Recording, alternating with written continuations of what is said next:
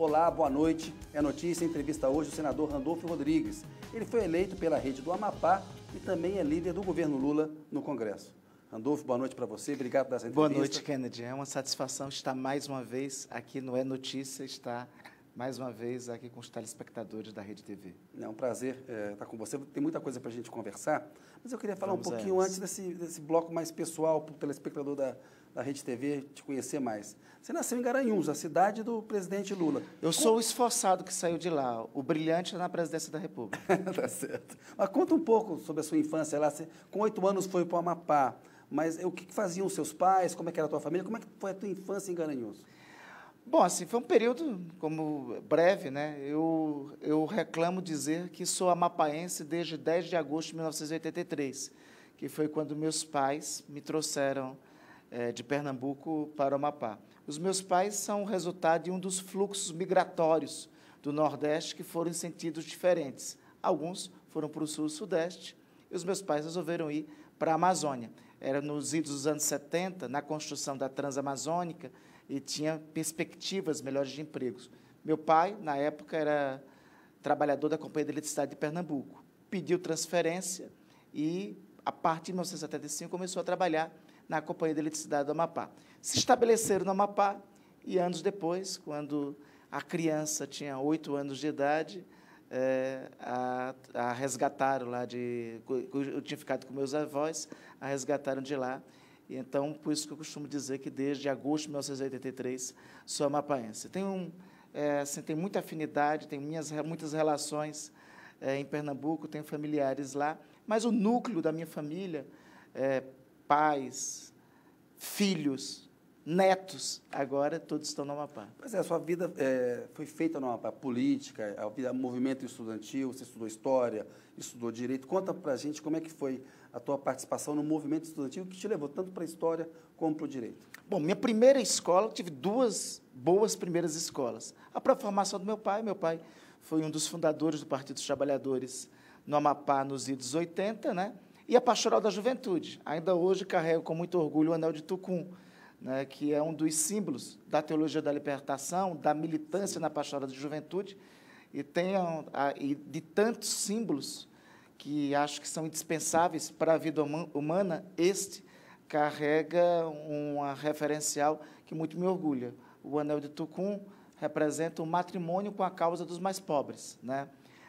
Dom Pedro Causadáliga, sempre, ao longo de sua trajetória, nos ensinava esse significado. Então, eu tive 2 boas escolas e tive uma boa pós-graduação, que foi o movimento estudantil. Por isso, eu comecei na Pastoral da Juventude muito cedo, 12, 13 anos, 14 anos já estava no movimento estudantil, 15 já era dirigente da União de Estudantes Secundaristas do Amapá, aos 17 já estava na universidade, aos 18 estava fundando o Centro Acadêmico do curso de História, né, e aí segui a trajetória, fui depois dirigente do Diretório Central dos Estudantes da Universidade.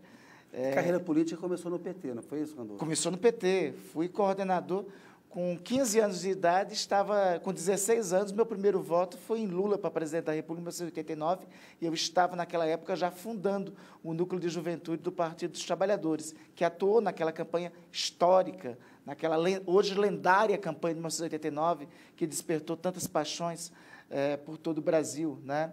E aí, em 1994, se inaugurou um governo de centro-esquerda no Amapá, um governo liderado pelo ex-senador João Capiberibe, foi eleito governador lá, e eu ascendi à Secretaria de Juventude daquele governo. Resultado de tudo isso, eu fui eleito deputado estadual muito cedo, né? Em 1998, assumi o mandato de deputado estadual com 24 anos de idade, né? Pelo PT, né? Fui reeleito pelo PT, aí depois migrei para o PSOL, voltei para a universidade, que é meu locus inicial, sou com muito orgulho. Aliás, eu estou no Senado, com muito orgulho, eu sou professor, né? Se tem algo que eu quero que conste na lápide é que, sobretudo, fui professor. Sou professor de História, sou professor de Direito Constitucional, segui a formação primeiro na História, que muito aprecio, depois no Direito, cumpri mestrado na Universidade Estadual do Ceará em Políticas Públicas, e, em 2010, no ato de muita generosidade dos amapaenses e de enorme surpresa para mim, fui eleito senador pelo Amapá com 35, 36 anos de idade, quando tomei posse. É um em 2018, fui reeleito. E é um senador bastante atuante, acompanha seu trabalho na CPI da pandemia. Como disse no começo, dos que saíram de Garanhuns, sou esforçado. O brilhante assumiu a presidência da República. Vai lá, Luiz Inácio Lula da Silva. Olha só, Randolfo, tem uma história que eu queria ver com você. Você e o seu filho Gabriel, vocês têm um time de futebol no Amapá que se chama Matapi. É futebol indispensável todo sábado. Pois né? como é que estão os planos aí de acesso à Série A, ou você não está afim de ameaçar o Flamengo? Como é que está? Mas, assim, o grande risco é que, chegando à Série A, né, tem a concorrência para ir para o título mundial, né, com o Flamengo. Então, assim, o coração flamenguista campeia mais forte, né? Tem até, assim, olha, aqui à parte, né, vou deixar para vocês aqui, gol feito por este atacante aqui no Allianz Parque, num jogo lá, né, num jogo de entretenimento, mas o gol que foi feito lá, vocês vão fazer a comparação. Joga em que posição? Sou centroavante sempre, né? Ih, a minha tarefa é fazer gol. Eu vou deixar o gol que eu fiz lá no Allianz Tá Parque. igual o Lula mentindo sobre futebol. É craque, não? Assim, o presidente tem dito para nós também as habilidades dele. Diz Eu que é ainda não craque. apreciei. Eu ainda não apreciei. Tá bom. Comigo o negócio é o seguinte, não dá bobeira na frente do gol, que vocês vão ver. Eu vou deixar provas aqui com vocês, entendeu? Para vocês subirem aí no programa, que mostra que não deixa a desejar nenhum gol de Hulk, de Gabigol, de nenhum desses daí, entendeu? O Romário tem concorrência no Senado no ataque. Eu faço dobradinha com ele. Nós jogamos no Zerão, é o estádio de futebol lá do Amapá, que é a linha divisória do campo, é a linha divisória do planeta, é a linha do Equador, né? E tenho testemunhas de gols feitos com passe de Romário. Então, não concorro com o Romário, a gente faz dobradinha de ataque. Boa, Randolfo, boa. Tem um outro episódio que eu queria falar com você, que é o seguinte, tem um episódio curioso entre você e o presidente Lula na campanha eleitoral, em que ele deu uns conselhos de como fazer um discurso. O Lula é um grande tribuno, né? Tem o estilo dele. Que conselho que ele te deu e o que mudou no teu estilo de fazer discurso? Como é que foi esse Assim, foi uma das melhores experiências que tive na vida. Assim, todos assim conhecem um pouco o padrão, cada um tem um padrão de se comportar e tem um padrão de se comportar na oratória, que é um momento de diálogo com a plateia, que é um momento de diálogo com o povo, né? Então, tenho sempre um padrão comportamental bem aguerrido, via de regra, eu resgato um traço histórico e fiz assim na campanha. Eu passei, em janeiro de 2022, em janeiro do ano passado, eu estava com os planos de ser candidato a governador do Amapá, encontrei com o presidente Lula, e o presidente Lula acertadamente me devolveu da ideia, inclusive dizendo que eu poderia contribuir muito mais com o Amapá, ficando no Senado e ajudando na tarefa de reconstrução do país, do que no governo. Fui convencido por tal, e agradeço ao presidente Lula esse convite que me fez, porque me possibilitou participar da campanha das diretas da minha vida. A campanha do presidente Lula em 2002 foi a campanha das diretas da nossa geração. Eu que vi a luta pelas diretas, né, de 2022, perdão, a campanha do presidente Lula de 2022, diante das ameaças fascistas de ruptura democrática que nós encontrávamos no Brasil, então foi a campanha das diretas da minha geração. Então, eu que com criança via a campanha das diretas, e criança, espectador que era, né, com 9, 10 anos de idade, via naquilo o seguinte, poxa, que momento histórico formidável. A campanha do presidente Lula de 2022 foi isso. Então, o primeiro agradecimento que eu tenho a ele é ter me feito esse convite. E ele, certa vez, a gente caminhando pelo país, de uma capital para outra, uma certa vez, ele disse para mim, pô, muito obrigado por estar nos acompanhando. Eu disse, obrigado ao senhor por possibilitar que a minha geração fizesse a nossa campanha das diretas. Então, a gente vinha de Manaus, eu tinha feito um discurso em Manaus, depois em Belém, tinha feito um discurso em Belém, pousamos em São Luís, né? Ao almoçar, ele disse, olha, teu discurso é muito bom, é muito enérgico, tem aspectos históricos, mas deixa eu te recomendar uma coisa. Quando estiver discursando, olha para o povo, vê o que o povo está sentindo, dialoga com esse sentimento e fala do problema concreto que o povo está sentindo. Foi assim que fiz, naquele discurso de São Luís, né? E eu terminei o discurso, e aí ele me deu um abraço muito carinhoso. Esse abraço muito carinhoso é uma das fotos que mais aprecio, está no meu gabinete, na liderança do governo, né? Eu utilizei, de vez em quando eu utilizo como foto padrão do meu WhatsApp, né? Porque ele me deu um abraço muito carinhoso, e ao abraço, eu disse para ele, segui bem as orientações, presidente? Ele disse, foi bem, foi muito bem, foi quase perfeito, foi muito bem. Então, tem isso para mim, Ele história. olha para uma pessoa, ele escolhe uma pessoa na plateia, E faz às vezes, isso. e dá uma olhada. Depois ele escolhe outra, ele se E fixa olha, um pouco. Né? e fixa naquela pessoa. Então, eu vou ter isso na minha trajetória que eu vou levar para a vida. Eu acho que eu recebi uma orientação, uma aula de como discursar daquele que eu considero que é o orador. É aquele que eu considero que é o orador que tem mais conexão com o povo no Brasil e talvez um dos que tem mais conexão com o povo no mundo. Então, isso aí não é para... Pô, isso aí é mais do que eu mereço, Kennedy. É muito mais longe do que eu pretendia ir, ter recebido uma orientação de Luiz Inácio Lula da Silva de como fazer uma oração, de como discursar. E a campanha também marcou uma reaproximação sua com o Lula e com o PT também, né? Você era do PT, foi para o PSOL no momento em que uma ala do PT rompe com o partido, no primeiro mandato do Lula, teve na rede, e aí nessa campanha, buscando alianças, você e o Lula se reaproximaram, né? Eu costumo ter meu colega de liderança de governo, Jacques Wagner, líder do governo no Senado, ele disse que ele costuma dizer que ele tem 44 anos de relação com o presidente Lula.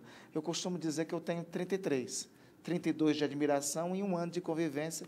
Foi a convivência que o próprio presidente me possibilitou ter na campanha do ano passado, e que é uma experiência que eu levo para toda a vida. Eu falei uma vez para o presidente Lula, e eu reitero, Kennedy, eu agradeço a Deus ter me possibilitado viver no mesmo país, na mesma época de Luiz Inácio Lula da Silva.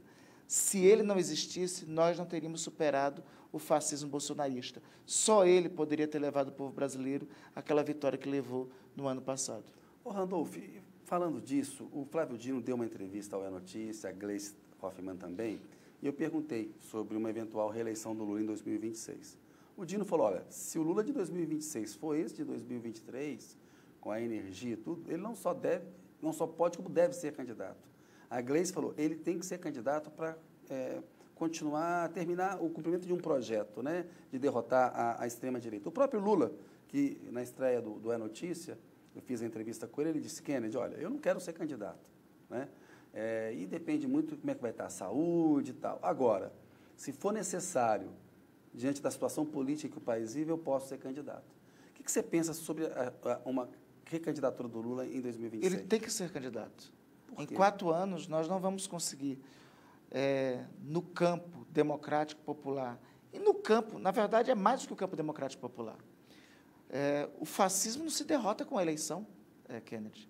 Não é o resultado da eleição de 2022 que vai derrotar o fascismo que, lamentavelmente, contaminou parte da sociedade brasileira. Eu falo isso, lamentavelmente. A situação política e econômica é difícil, é um governo muito difícil de ser feito.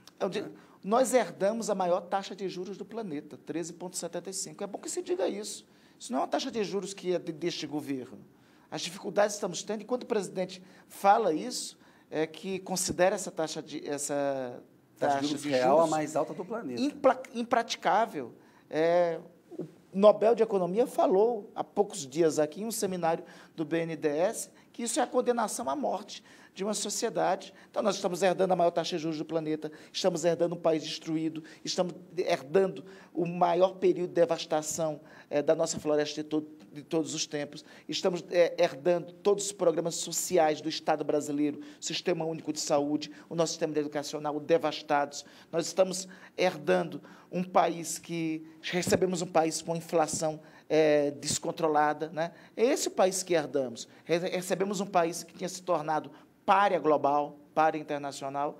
Então, só Lula é o único dos brasileiros existentes, e eu repito, ainda bem que nós vivemos na mesma época, no mesmo planeta e no mesmo país de Luiz Inácio Lula da Silva, pode liderar uma coalizão ampla como esta para a reconstrução do país. Então, o que ocorreu historicamente, na década anterior para cá, é que a política foi colocada de lado. E quando se destrói a política, isso ocorreu muito por conta da Operação Lava Jato, ocorreu muito por conta da criminalização da política, da forma que ocorreu. Quando se derrota a política, o que sobe no lugar da política sempre, historicamente, é o fascismo. Foi assim com a Itália de Mussolini, em 1922, foi assim com a Alemanha, com Hitler, em 1933, foi assim com a Guerra Civil Espanhola, em 1936, 39, e com a secessão de Franco, é assim por todo canto. nós tivemos a possibilidade de ter uma liderança política que construiu, consolidou uma frente política que é maior do que a esquerda. É uma frente política que reúne o centro democrático liberal que havia sido devastado pela política na última década. O centro democrático liberal restou muito pouco. Esse centro democrático liberal está no âmbito do governo Lula, com espaços no governo, com espaços nos ministérios. A oposição a nós é o fascismo bolsonarista, que está vivo. Não existe, eu faço toda essa análise para chegar à conclusão óbvia. Em 4 anos não se constrói uma outra liderança política que seja capaz de enfrentar isso, que seja capaz de liderar o país na obra da reconstrução nacional, que não seja Luiz Inácio Lula da Silva. Então, eu estou muito consciente que Lula vai chegar em 2026 com o mesmo ímpeto, com a mesma energia, com o mesmo pique que ele está hoje. Né? Energia, inclusive, superior a talvez a nós dois juntos e mais uns tantos. Né? Na semana passada, olha, num dia só, ele foi para Paraíba, foi para Pernambuco, no dia seguinte estava no Rio de Janeiro, logo em seguida embarcou para a China. Né? Então, eu tenho certeza que ele vai ter essa energia para continuar nos liderando. É necessário concluir esse ciclo de Lula no governo para que nós restabeleçamos os parâmetros da democracia no país. Randolfo, 10 de abril são 100 dias do governo Lula, né? Quais são mudanças que você sente, que você pode dizer que aconteceram no Brasil nesses 100 dias em relação ao governo do Bolsonaro? Uma delas é esta missão à China. Uma delas é o que está acontecendo agora. É a maior delegação brasileira à China. Houve uma disputa entre empresários para participar dessa delegação, né? Mas a China não é o único aspecto desses. O presidente foi antes encontrar com o presidente Biden. Né? O Brasil voltou a cumprir o que reza a sua Constituição de se estar no cenário internacional baseado na paz, no respeito aos direitos humanos e no multilateralismo. Esse papel tinha sido perdido. O Brasil voltou a ser um protagonista da cena mundial. Em 4 anos atrás, ele tinha sido um pária. Os programas sociais voltaram. Minha Casa Minha Vida está de volta o Bolsa Família para garantir sustento aos mais pobres. Né? Veja, Kennedy, em junho desse ano, 60 milhões de brasileiros vão ter o salário mínimo corrigido acima da inflação. Esses mesmos 60 milhões de brasileiros não vão pagar imposto de renda, porque houve pela primeira vez, depois de 4 anos, a correção da tabela do imposto de renda, e esses 60 milhões de brasileiros, que estão endividados, pelo menos 50 milhões desses, vão ter suas dívidas renegociadas. Né? Então, 60 milhões de brasileiros que estavam sendo jogados à miséria absoluta, que estavam na fila do osso, vão ter essas 3 possibilidades que não tinham tido nos 4 anos anteriores. O Brasil voltou a cuidar das pessoas. Né? Causa emoção para mim ver que participei da CPI da Covid, de enfrentar a devastação do Sistema Único de Saúde que estava sendo instaurada pelo governo anterior, ver agora o governo brasileiro voltar à campanha de televisão pela vacina, pela salvação de vidas. Né? E vai ter um trabalho enorme para a gente convencer, porque a gente concorre com uma campanha para salvar vidas com o negacionismo, que continua nas redes sociais. Então, 100 dias já foi feito muito mais do que os 4 anos anteriores. Aliás, 100 dias foi para reconstruir o país dos 4 anos da devastação do passado. Randolfo, eu não quero perder a oportunidade de abordar a CPI da pandemia. Outro dia, quando a gente se encontrou, nós falamos disso, do significado dela, até de uma resistência e de um ponto de virada contra essa ameaça autoritária do Bolsonaro. Você que é um historiador, qual que é a dimensão política que essa CPI teve? Assim, a gente viu que, a partir dela, a vacina apareceu, a dimensão, do ponto de vista da saúde pública, acho que está muito bem dosada hoje, mas a dimensão histórica dela na tua avaliação? Sem medo de errar, foi a CPI, a Comissão Parlamentar de Inquérito mais importante da história do país. Primeiro, porque nenhuma CPI, em toda a história do país, desde a instauração de comissões parlamentares de inquéritos no nosso ordenamento constitucional, e desde as primeiras que nós tivemos, que foi a partir de 1953, no Senado Federal, nenhuma esteve tão presente na casa das pessoas quanto estas. Por que essa estava presente? Porque a primeira doença estava na casa das pessoas. Mais de 700 mil brasileiros foram vitimados, foram tirados da vida por conta da pandemia. Outros milhões adoeceram por conta da pandemia. Segundo, as pessoas no começo, em especial no começo da CPI, estavam dentro de casa. Então, viam aquilo com a identidade do problema que eles estavam vivendo. Em terceiro lugar, a CPI desnudou o negacionismo bolsonarista. Veja, até fevereiro de 2021, o governo dizia que para resolver a pandemia era cloroquina. O discurso da vacina tinha dúvida na sociedade brasileira. Foi após a CPI que nós colocamos o então governo negacionista no canto, nos corners, né? Colocamos o governo bolsonarista acuado sobre o discurso da vacina. O governo teve que aceitar a vacina. O governo, lembremos as declarações do ex-presidente, em janeiro dizia insistentemente que não queria a vacina. A vacina foi imposta pela força e pela pressão da Comissão Parlamentar de Inquérito sobre ele. E, sobretudo, o seguinte, o governo, a CPI, foi um foco de resistência ao fascismo, foi um foco de resistência ao negacionismo e ao governo fascista de então. A última rácio que estava resistindo às intentonas até aquele momento, até aquele instante, era o Supremo Tribunal Federal. A Procuradoria-Geral da República estava capturada, o Congresso Nacional tinha poucos espaços de reação, então foi o segundo espaço institucional, a segunda trincheira de resistência e de defesa da democracia brasileira. Randolph, você fez direito, na CPI teve um debate sobre a tipificação do crime de genocídio, acabou não se tipificando, mas eu acho que o que aconteceu ao longo da pandemia e depois a questão do genocídio do povo Yanomami também, né, com questões sanitárias, inclusive, envolvidas, a negação de recursos de saúde para a população em Yanomami, meio que acabou com essa discussão, se pode chamar o Bolsonaro de genocida ou não. É genocida, né? Mas acho que não há dúvida sobre isso. Se existir alguma dúvida em relação a isso, basta ver o que ocorreu com o povo Yanomami, né? Todos os elementos levam ali claramente a um projeto de Estado, a um projeto de governo, melhor dizendo, voltado para exterminar um povo. Isso é genocídio. Isso é genocídio. Isso não tem outra definição, desde Nuremberg. Isso não tem outra definição que não genocídio. Isso. Nuremberg, o tribunal que julgou os crimes de guerra da Segunda Guerra Mundial. O Randolph, o Lula defendeu na entrevista a responsabilização objetiva do Bolsonaro.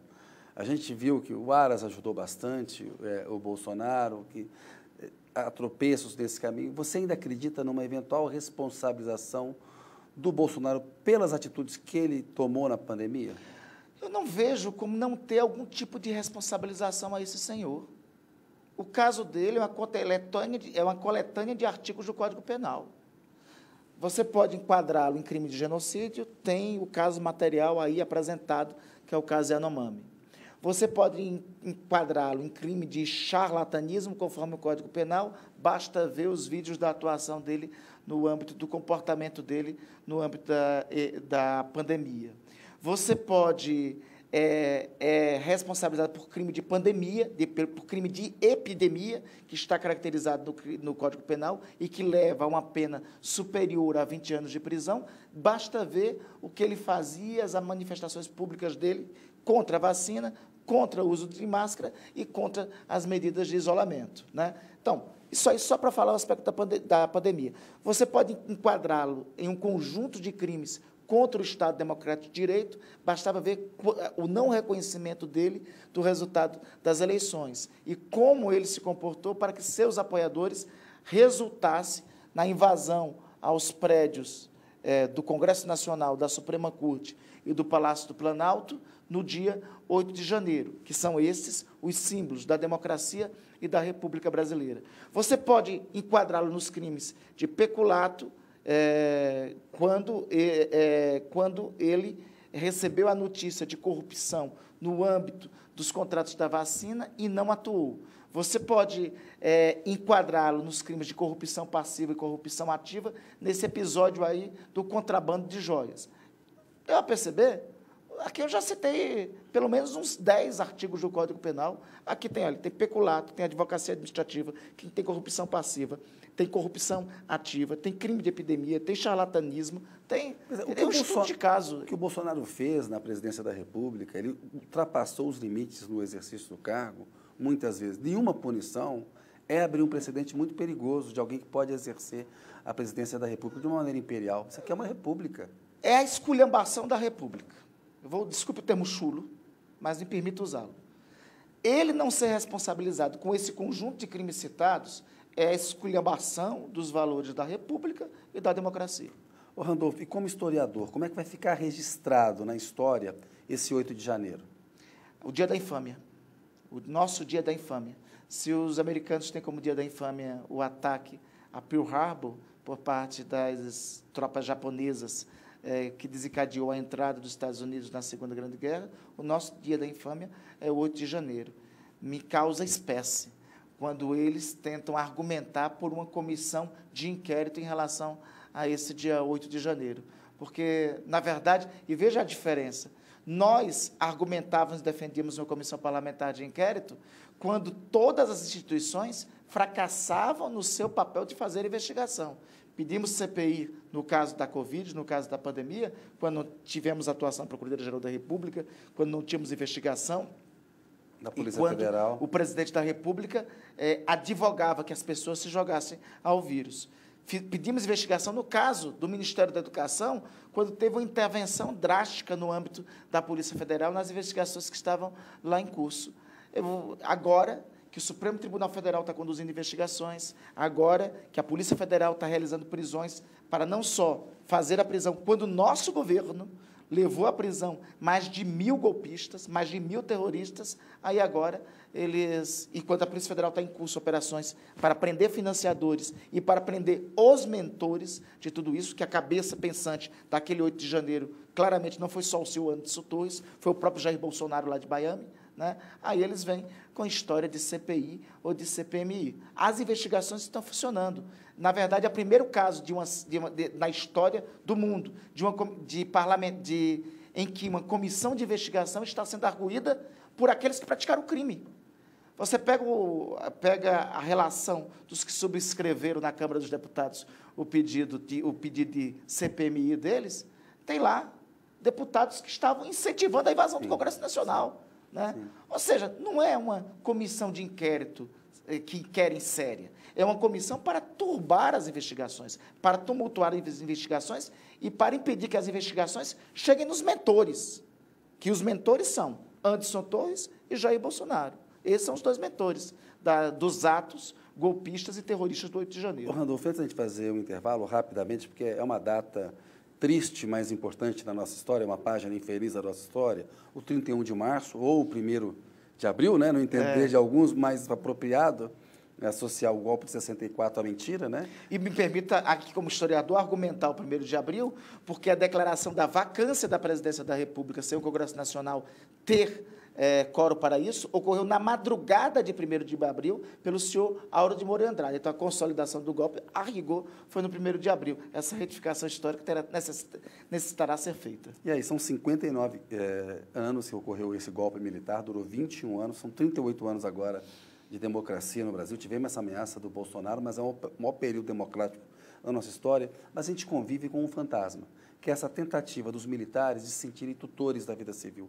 Como é que você enxerga essa questão, essa tentativa dos militares de tutelar a vida civil e o debate sobre mudar o artigo 142? Bom, aí assim, um primeiro aspecto histórico, me permita aí assim, a digressão como historiador, tiveram pelo menos duas instituições que são centrais e fundamentais para o advento da independência, da República e para a estabilidade democrática. Uma dessas instituições foi o Senado. O Senado foi fundamental para o equilíbrio do Império. Quando o Senado não deu mais sustentação ao Império, o Império caiu, a República nasceu, em 1891. Né? Os outros foram os militares. Os militares passaram a ter uma participação protagonista na história nacional desde a Guerra do Paraguai, e a República nasceu sob o advento deles. Então, é importante reconhecer o valor da instituição militar para a formação histórica nossa, para a formação do Estado brasileiro. Mas qualquer democracia sempre se sustenta a partir do seguinte princípio: a sujeição do poder militar ao poder civil. É assim na democracia americana, é assim na nossa democracia, é assim em todas as democracias. O papel dos militares em uma democracia é a defesa dos valores da pátria, é a defesa da soberania nacional e, em caso de emergência, socorrer diante de calamidades, diante de catástrofes. É esse o papel, e é isso que se restringe. O 142 da Constituição nunca falou além dessa vírgula. Mesmo porque, se assim o fizesse, subverteria a própria Constituição, que nasceu sob a restauração de uma ordem democrática, sim, depois de uma ditadura que tiveram os próprios militares como papel protagonista. Eu acho que os militares brasileiros perderam muito do período bolsonarista. E eu acho ruim, né, a instituição militar ser desvalorizada. Ela é fundamental para sustentar e defender a democracia. Então, eu acho que tem que ter um esforço dos próprios militares, a recuperação do respeito à opinião pública, que ficou, lamentavelmente, no período do fascismo bolsonarista, comprometido. Expor os militares como o bolsonarismo expôs, eu tenho certeza, para os militares comprometidos com a democracia brasileira, não é de bom tom. Vou pedir licença um minutinho. Pois não. É a notícia, volta daqui a pouco com o Randolfo Rodrigues.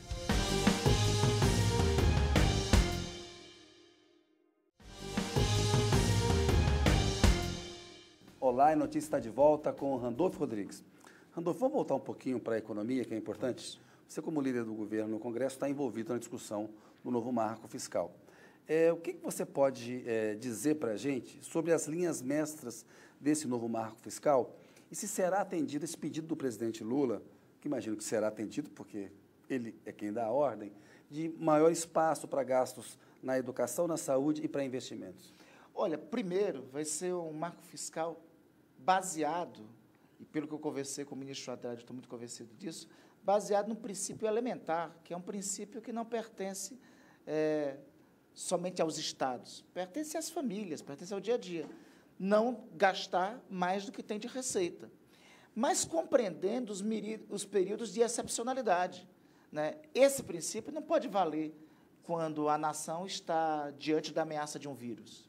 Esse princípio não pode valer quando tem um processo recessivo em nível global que ameaça a economia brasileira, que ameaça as empresas, que ameaça os investimentos. Então, vai ter a ponderação necessária em relação a isso, né? Então, pelo que conversei com o ministro Haddad, assim, não tem uma exceção própria, porque é importante educação, é importante saúde, são importantes investimentos. Investimentos é que pode, da parte do Estado brasileiro, gerar emprego. É necessário ter um programa de retomada de obras públicas então, que foram parados ao longo do tempo. Desculpa, não haverá uma regra especial para esses gastos? A ideia é a seguinte, é que a excepcionalização desses gastos já está contemplada na regra geral, entendeu? A regra geral em que são os mínimos constitucionais para o investimento? É exatamente, isso que a Constituição manda. Exatamente. E a regra geral que diz o seguinte, que não terá uma despesa maior do que o bando de uma receita.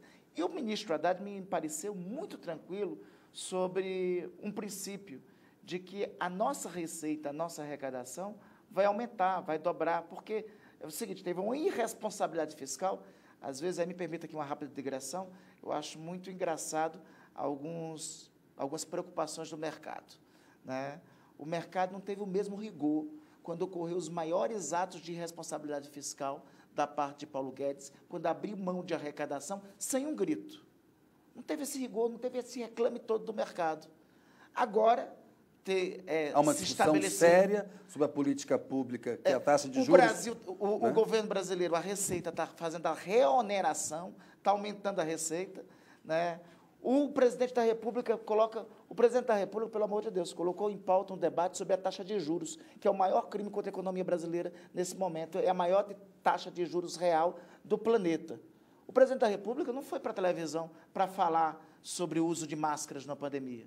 O presidente da República não está indo à televisão falar que tem que se utilizar cloroquina no lugar de vacina. O presidente da República não está indo à televisão atentar contra a ordem democrática, contra o Estado Democrático de Direito, contra o equilíbrio entre os poderes. O presidente da República está trazendo um debate, que é o debate que os empresários estão vendo, que a indústria brasileira está vendo, que é impossível um país crescer com a taxa de juros de 13,75. E aí tem, convenhamos, nervosismo do mercado por conta disso. O mercado teve razões, não teve período de maior irresponsabilidade fiscal do que o período bolsonarista, do que o período do passado. Por isso, me permita emendar a questão da âncora fiscal com a questão da taxa de juros também no debate. Convenhamos, assim, eu acho, nós respeitamos, ninguém mais respeita os marcos legais, os marcos constitucionais, do que este governo.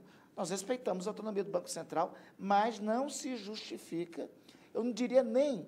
Uma autonomia não pode ser um impedimento para discutir a qualidade da Autonomia política não é pública. independência. Autonomia não é independência.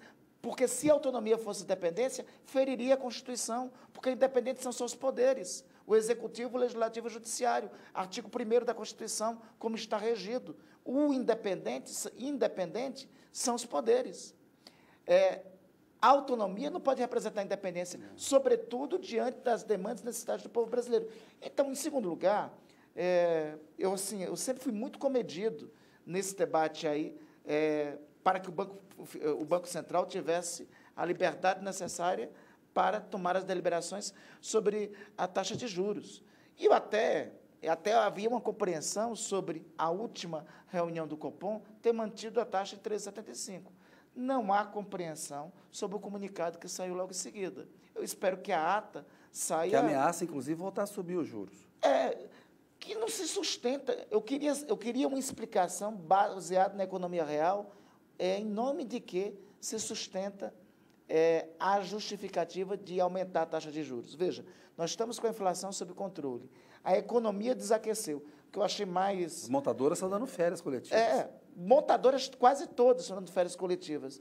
Eu achei, assim, tem significado de diagnóstico, mesmo o primeiro comunicado, ter falado da desaceleração econômica. Né? Então, sinceramente, eu fiquei não só frustrado com aquela reunião do Copom, como eu fiquei frustrado, indignado, porque já pareceu o comunicado ter um quê de motivação política. Eu não queria chegar a esse tema, mas chega a ter... Veja, se tem um comunicado do Banco Central que é autônomo, que não tem diálogo com a realidade concreta do que está acontecendo com a economia, então só posso entender que tem aí no bojo uma orientação, uma atuação política. Interessante essa reflexão sobre a independência do artigo 1º da Constituição, porque senão seria um quarto poder, né? E não tem, são 3 poderes da República. A Constituição, até o poder moderador, e assim, não me consta que em algum momento na nossa história, ou da história das leis, de Montesquieu, né, com o Espírito de Loire, né, que criou a separação clássica de 3 poderes, que o Banco Central de algum país era um poder independente. Não me consta. Eu já ouvi falar até de poder moderador. Agora, de Banco Central com poder, que nem existe mais. Era só no Império. O Randolph, haverá voto no Congresso para aprovar a nova regra fiscal? Estou muito convencido que sim. Porque a nova regra fiscal, Kennedy, não pertence a esse governo. Pertence à sociedade brasileira. Pertence a um princípio que é consagrado. Olha, Kennedy, nós tivemos 3 grandes conquistas pós-redemocratização. Nós tivemos 3 grandes conquistas e um grande retrocesso. A primeira das conquistas foi a própria democracia em si, do período, eu acho que eu divido historicamente, do período do governo do presidente José Sarney até o impeachment do Collor, que foi um teste à nossa democracia. Então, essa foi a primeira grande conquista. A segunda conquista foi a estabilidade da moeda com o período do presidente Fernando Henrique, né? E essa estabilidade da moeda foi consagrada a partir dos princípios clássicos da responsabilidade fiscal. A terceira grande conquista foi a ascensão social dos mais pobres que ocorreu nos governos do presidente Lula. Nós tivemos um grave retrocesso em todas essas conquistas nos 4 anos do período bolsonarista. Ter uma regra fiscal, ter uma âncora fiscal, foi consagrado em governos anteriores, tanto do PSDB quanto do PT. Chega a ser contraditório da parte da própria oposição se votar contra essa regra fiscal. Então, ter a regra fiscal deve ser um pacto do Estado brasileiro, acima, inclusive, das conotações políticas. Muito rapidamente, porque daqui a pouco a gente tem que ir para o pinga-fogo, infelizmente a entrevista está acabando. Você mudou a visão que você tinha em relação à Operação Lava Jato. Você tem uma visão bem mais crítica hoje.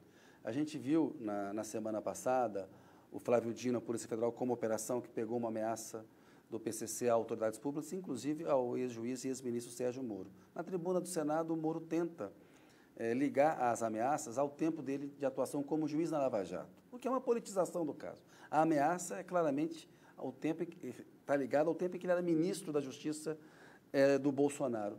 E tem uma ironia aí, né? Porque o governo do Lula, o político foi perseguido ilegalmente pelo Moro, porque o Supremo julgou suspeito, acaba protegendo o Moro contra o PCC.